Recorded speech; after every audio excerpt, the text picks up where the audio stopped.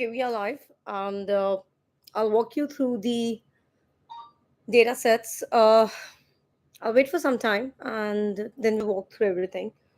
So let's talk about on the SWOT analysis point, and particularly, I would like to congratulate particular uh, different entities who have been doing business in India under different brands, whether it's lifestyle brand, whether it's in hospitality, whether it's in real brands who have been serving the nation in different capacities. Particularly, I'm talking about Delhi right now.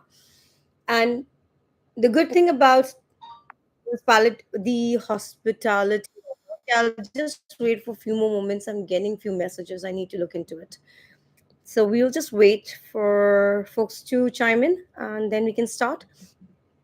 And just a caution notice, or particularly to the government of India, to the defense authorities of India, that stop showing the bunkers of any part of India in the online media, whether it's on YouTube, whether it's on any of the um, channels in the online world, because what happened at Kargil should not be repeated.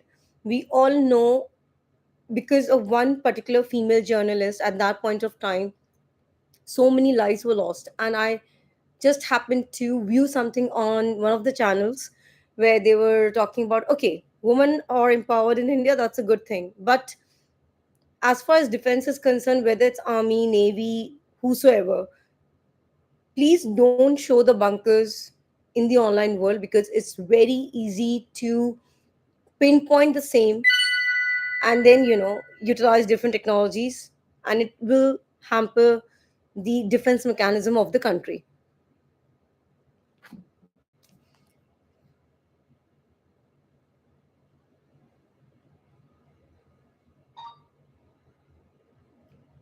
Another important factor is, particularly from the, I would say,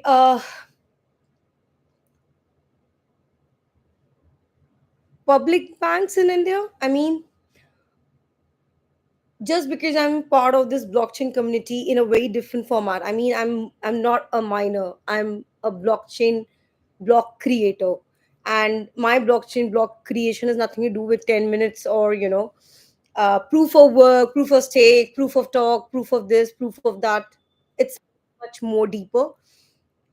However, what has happened is, because the accounts are freeze, the accounts are blocked, I'm not able to make the payment of these credit cards on time.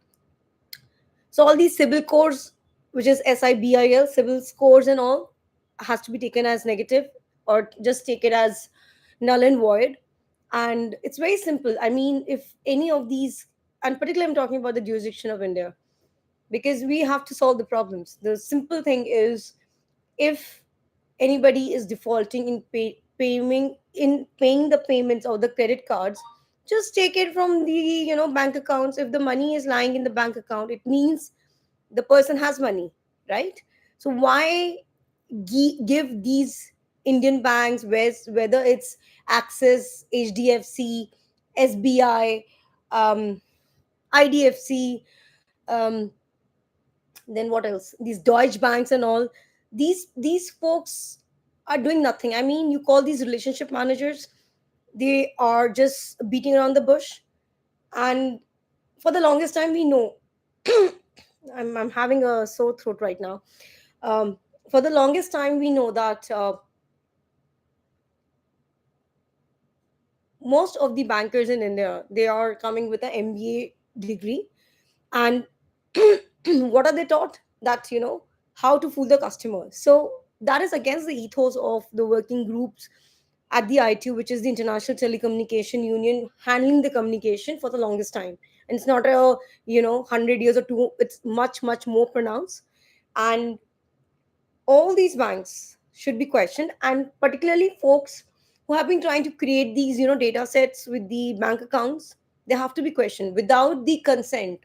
And why the user is not being benefited. I mean, forget about web 3.0, even web 1.0, web 2.0, the basic infrastructure of any bank in India is because they have customers who are paying them to run the bank. So they cannot be fooling the customers at the first place. There are a lot of defaulters because they don't know how to save money. And I mean, for the longest time I was having these Barclay card, and I can go back to that time of showing the Barclay card, credit card system and everything, because I am a miser at every nook and corner of my, DNA. And I'm one person who likes to pay the credit card people in advance, not the other way around. But due to the malicious act of Axis Bank, and Axis Bank is not only, there has been a human intervention who has freeze the account where the amount is negligible. I mean, it is a kind of a amount which a normal Uber driver will earn in a month, and that is being freezed. And not from today, this account dates back to one of the first priority account in India, and it dates back to the last five numbers are 14100. So I'm going to put all the bank statements online so that people can review that and prepare their own blockchains and whatever change they wish to do. Because at the end of the day, forget about blockchain. At the end of the day, on this online canvas of www, it's nothing but a domain name having a URL. And it's just that, it's up to the owner of the URL, or the owner in terms of, now you can actually just create your own URLs. We in Web 3.0, those things are like free. I mean, it is absolutely free. But folks don't understand that having a malicious act at the first instance itself is going to hamper not only the banking industry, the prospects, but the whole nation suffers. All these nifty 50s and all these, stuff are going to suffer because of the malicious act. Because a lot of money laundering has been happening in the name of startup. The startup thing came into existence maybe in 2016, perhaps. And me, as an Indian patent agent who was recruited in the year 2006, I think I have little bit more cognizance about the current state of affairs than people who are just entering and, just trying to walk the walk without having any base. So the baseline has to be very, very clear. I think this is the basic baseline I wanted to talk about today. And anything else I would like to talk? I mean, just I don't know. There's a lot of data set I have with me, but it's just that I want to see how that data set is being utilized to solve the current problems, particularly in the aviation sector. Then schooling, obviously, the teachers and all, they have to be questioned, not from what they have been doing today, but they have to be questioned. I mean, I'm talking about the Delhi schools. I'm not even going to the tier one, tier two. I fail to understand how, the banks are functioning in those places. I mean, Delhi is supposed to be the capital of India, and there's so much of chaos in terms of the banking sector. You enter the bank, you ask them something, they say you something. Access Bank, 100 rupees for taking printout. Why don't they say कि आप passbook print करा लो या passbook कर लो? That is the reality check Axis Bank has to go through. I mean, and the other thing is, all these banks which are running in houses. I mean, houses means real houses. They should be transferred to commercial places. I mean, there's so much of commercial property in Delhi, maybe in any part of the Delhi, and particularly, all these banks running in Janakpuri, this C3 block, you will see a lot of accidents which are happening here just because of so much of chaos. The simple, like, it is equivalent to, if where I stay right now in Janakpuri, I converted it into a bank. That kind of chaos is there, and that is not acceptable. And the other thing is, what I would suggest all the people who are customers of these banks, please go and see what is there in your, gold locker. See if the gold is there or not, or it has been, because these guys have keys and they can always duplicate the keys. If they can just freeze a simple bank account, just imagine what are they doing with your gold, if it is gold at the first place. Because there are a lot of people who who are not wearing gold jewelry, but they claim that, that gold jewelry is worth like 4 lakhs and 5 lakh rupees. You ask them, ये jewelry अच्छी लग रही है आप पे. So that means in English, this jewelry is looking good on you. They'll say ये 4 lakh की है. 4 lakh, like, it's in USDT, I don't know how much. Like, honestly, when you're into the blockchain creator, these numbers don't even matter. And the point of contention here is, maybe India is faltering on a lot of things, because this is a country of 1.1, I would say 1 billion plus people. Because again, 1.4 billion is not the correct number. A lot of people died, but still those bank accounts are there, part of the system, in a dormant stage. So, that being said, the good thing about India is the GI. GI is geographical indication. So, geographical indication, you are seeing these Pradas and the Gucci's and the X and the Y's of the world. They are copying Indian stuff in terms of maybe the Kolhapuri chappals, or anything to do with the leather and stuff. For the longest time, you have to go back to the history of India, not 100, 200,000 years, whatever historical data set you can find out. I mean, today I something popped out like 4500 years ago this was part of India. So India has a lot of history. At the same point of time, I mean, Sri Lanka has done a good job over the years. I don't know why people don't understand Sri Lanka the way it has to be understood. I would rather say, as a country, it is misconstrued, because the whole ethos of Sri Lanka is, or their belief system is, first of all, it is a Buddha country. That means the Zen is imbibed in each one of them. I mean, you enter there, you can't even wear a cloth which is bearing, a Buddha scripture. But in India, we are, we have that freedom. Whether it's good or bad, that's not the question I want to answer. The question I'm trying to answer here is, in Sri Lanka, it is said that Sita is daughter of Ravana. And for the longest time before lockdown, the month of December, I used to stay in Sri Lanka, Colombo, and all the places, the Ramayana trail and stuff. I've I've still just completed half of the trail, but I've been to the places again and again. Maybe the Truth Relic, and very fortunate. I mean, I was meditating at the Truth Relic temple, and it was evening. The second time I went, so that this is 2019. This place is called as Candy, and the good thing is, I was meditating, and suddenly uh, there was poles which were placed around me. That video is not online, but I think I might have it, or is it just um, stamp in my memory cells. The good thing was, I was meditating for the longest time, because that year was the year where a lot of um, reflection was there in terms of the communication work I've been doing all these years. And I was trying to find out few answers for myself. And I don't know, time just passed by. And suddenly I realized that, there was thumping of drums around me, and there were poles which were just surrounding me. And suddenly loads of, Buddhist monk and the priest of the temple, the door was opened where the tooth relic of Buddhaji is there. And they passed by, and I was like, and it was before, because I was meditating, they didn't even tell me to just leave the place or something.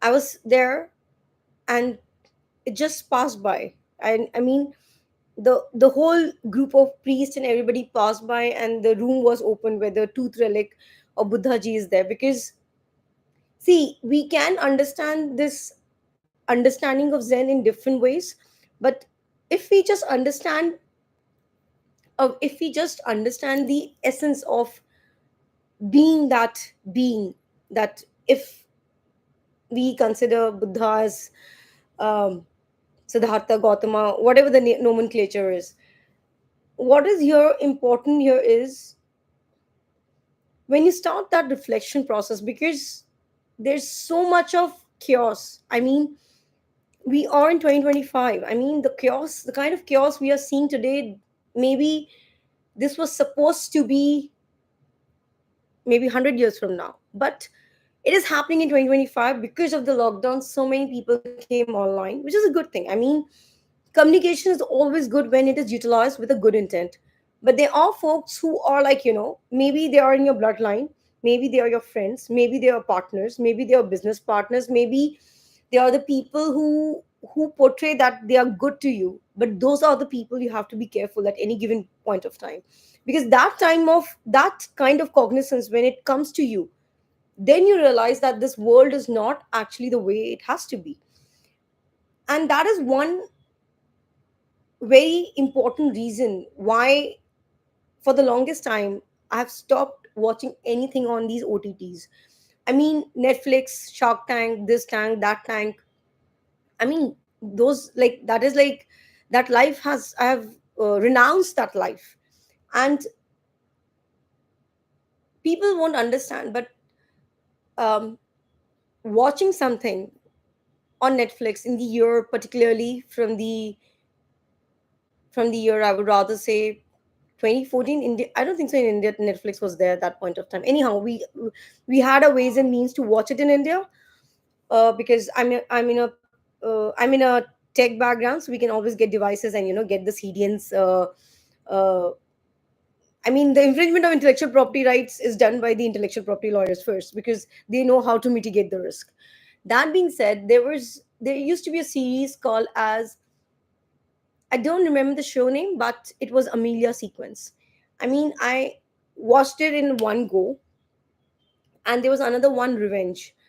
There were two series which actually changed my outlook towards anything and everything, because for the longest time, I have been going through that phase in my life, whether it was my childhood, whether it was college, whether it was just working in intellectual property rights. Because when you are in the creative zone of creating real creation, things are very different. And folks who don't understand that, they are the malicious people who will try and gather the momentum and like to take a piece of the pie. There's a very simple saying कि मुर्गी एक सोने का अंडा दे daily, वो समझ नहीं आता. मुर्गी काट दो, सारे अंडे चाहिए. The point I'm trying to make here is ego and people who have never seen anything in their life. If you show them something for the very first time, they are going to be malice. That is how humans are programmed. But people who have this awakening, and this awakening doesn't come by watching movies or doing XYZ or preaching something. This comes in the bloodline. I mean, I have always told anyone and everyone, the people I facilitated over the years, that look into your bloodline. That doesn't mean that everybody will have a similar bloodline. But if you can go back, I mean, I have gone back to almost, I don't want to even confess the number of years I have gone back to in terms of where I come from, in terms of the bloodline. But yes, the good thing is a lot of them is already documented, photographed, uh, to early 1850s, early 1860s. Those photographs are with me. So the bloodline has actually made it sure that their future generations are, they know who they are, so that they are responsible enough to understand how things have to work.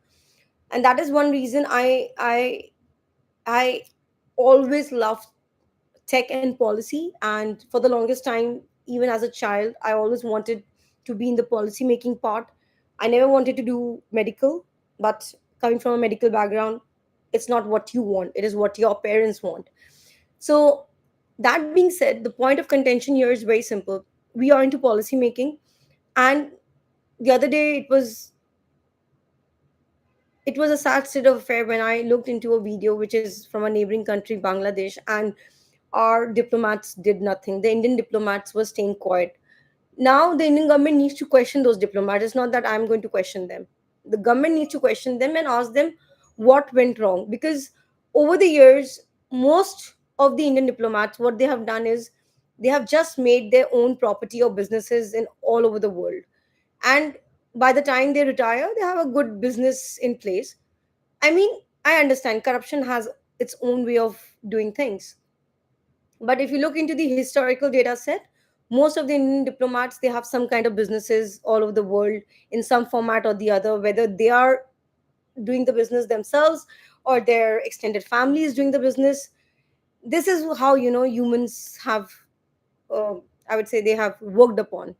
But when you talk about blockchain, blockchain is first to do with the trust and honesty. If trust and honesty is not there, this doesn't even come into the picture of we are honest people or we are into blockchain. So blockchain can be of many types, but that's a discussion for another day. But what is important here is people should understand the bloodline.